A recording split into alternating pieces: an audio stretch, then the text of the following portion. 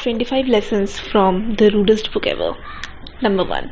Learn how to think, not what to think.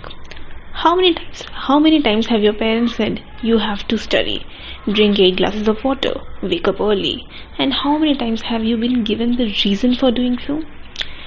Everyone has their mind, and hence instead of forcing other thoughts, understand and find right what was right for yourself. I hope that makes sense.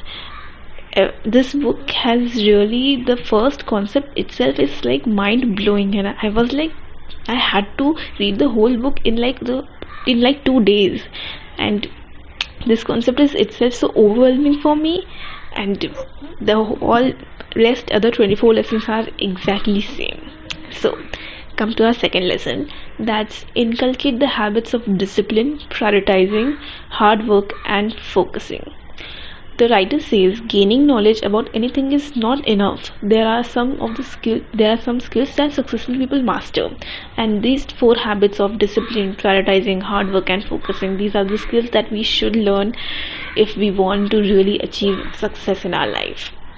The third lesson that I learned was specialness cannot be achieved for life from a single moment.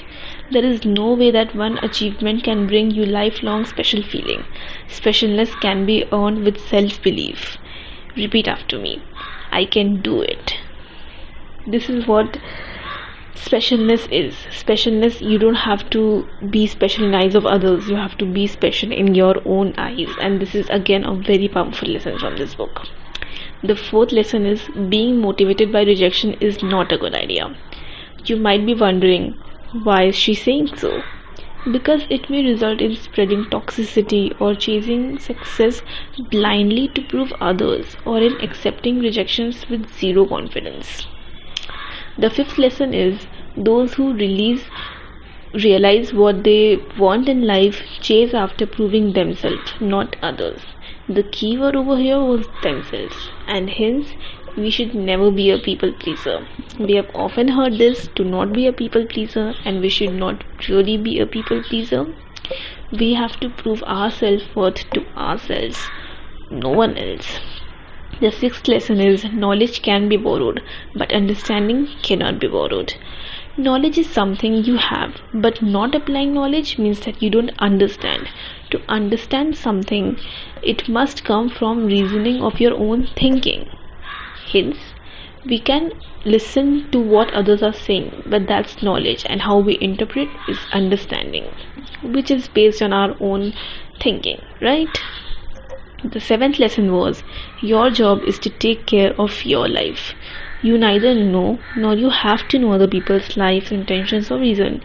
Live your life and take care of your own life. The eighth lesson is success is a matter of choice, not the reason. Success includes failure. You fail time after time. So you don't give up, you don't care about society and keep going. Hence, success is a matter of choice. The ninth lesson is blaming others is more easy than applying common sense. Accepting your own wrong deeds is such a pain in our ass. But you know what they say? Easy things are never right. The 10th lesson is happiness is different from satisfaction. It may so happen that our happiness brings us long-term regret and satisfaction brings us long-term happiness. If you ever get a choice that you have to select between happiness or satisfaction, always go for satisfaction. The 11th lesson is you can't be someone you are not.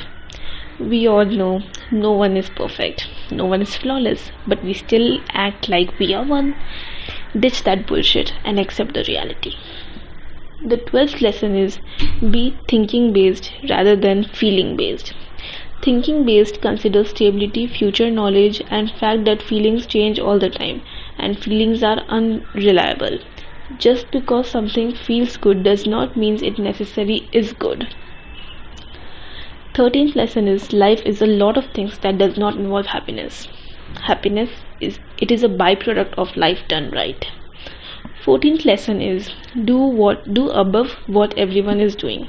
Choose self-satisfaction. Start investing in your dreams, in what draws your attention and interest.